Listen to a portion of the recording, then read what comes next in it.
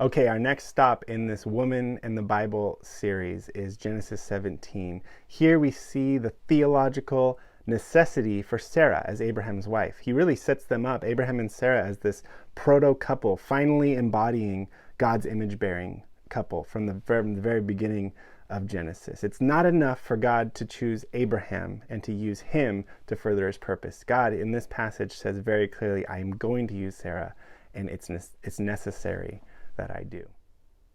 Genesis 17, 9 through 21. God said to Abraham, "As for you, you must keep my covenant, you and your descendants in every generation. This is my covenant that you and your descendants must keep. Circumcise every male, you must circumcise the flesh of your foreskin, and it will be a symbol of the covenant between us. On the 8th day after birth, every male in every generation must be circumcised, including those who are not your own children, those born in your household and those purchased with silver from foreigners. Be sure you circumcise those born in your household and those purchased with silver. Your flesh will embody my covenant as an enduring covenant. Any uncircumcised male whose flesh of his foreskin remains uncircumcised will be cut off from his people. He has broken my covenant." God said to Abraham, "As for your wife Sarai, you will no longer call her Sarai. Her name will be Sarah. I will bless her and even give you a son from her. I will bless her so that she will become nations, and kings of people will come from her." Abram fell on his face and laughed and said to himself, "Can a 100-year-old man become a father, or Sarah, a 90-year-old woman, have a child?" To God, Abraham said, "If only you would accept Ishmael." But God said, "No, your wife Sarah will give birth to a son for you. You will name him Isaac.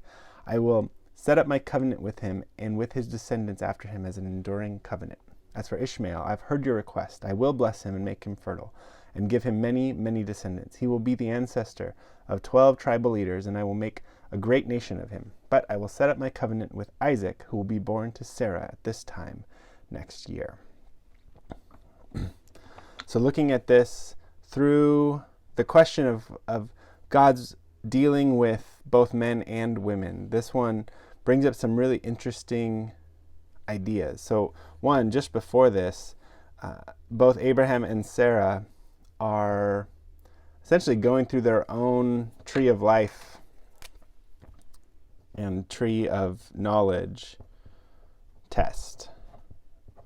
And they take matters into their own hands and decide to go their own way, in their own wisdom, rather than listening to the word of the Lord. And instigated by Sarah with Abraham, they abuse their Egyptian slave Hagar, have a son Ishmael, and then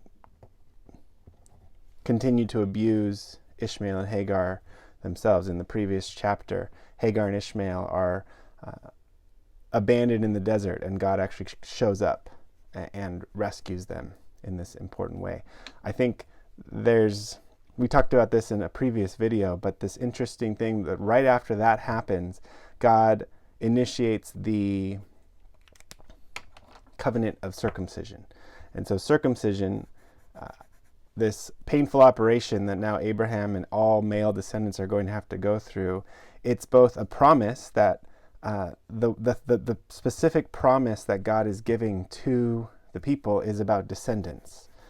And so through circumcision, they're essentially giving back to God the very part of their body that is going to produce these descendants. So it's a promise that this is created by God, not by human will, but it's also, I think, a bit of a judgment. They just abused Hagar to have Ishmael, and now the first thing God does is say, you know what, you're going to have to undergo this painful operation, maybe as a reminder that they shouldn't be taking things into their own hands in that way. The other kind of interesting thing for me is to think about the role of Sarah in particular here. So already Abraham, actually we didn't read this part, but Abraham gets his name changed as well.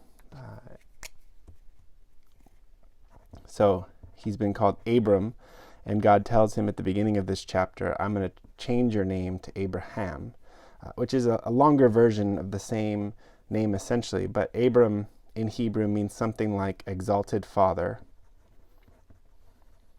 and Abraham means father of many, or father of nations.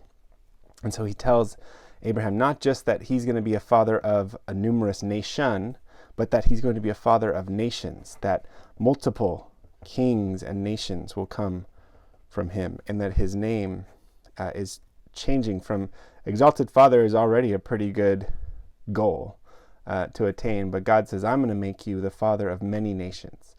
And I think this passage for me takes us all the way back to Genesis 1. In Genesis 1, it was male plus female together making up the image of God. And they were created to rule over creation. Male and female together were these divine kings and queens partnering with God to take care of creation. And so the question then becomes, well, why doesn't Ishmael work?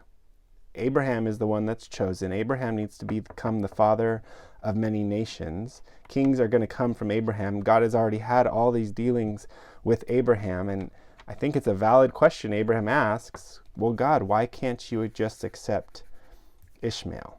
Why won't Ishmael be the son of the promise? God does have a plan for Ishmael, and he says, I'm still going to bless him.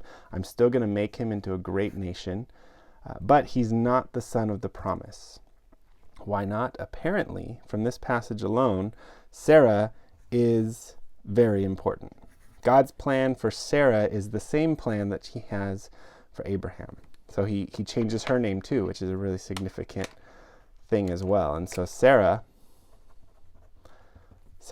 into Sarah. I tried to look this up. Some scholars don't really know what Sarai means. It does seem to just be almost like a shortened early version of Sarah. But Sarah becomes even clearer, and what it clearly means is something like princess or queen. So there's got to be here a callback, like I was just mentioning, back to Genesis 1, where the original mandate for humans were to be rulers over creation, and now all of a sudden Sarah is a part of that story. Sarah plus Abraham, that is the necessary ingredients for God to produce this child that will produce the nation that's going to fix the world. And I just wanted to reflect on that in particular, this notion that God says, I have a plan for you, Abraham, but it requires that Sarah be a part of the plan. He's creating, even here, this almost recreating that original couple who were supposed to be the image bearers. Adam and Eve failed, but now maybe Abraham and Sarah will succeed. And so there's a really interesting thing here, but God is calling in Sarah and saying, you are just as much a part of this plan and covenant as Abraham.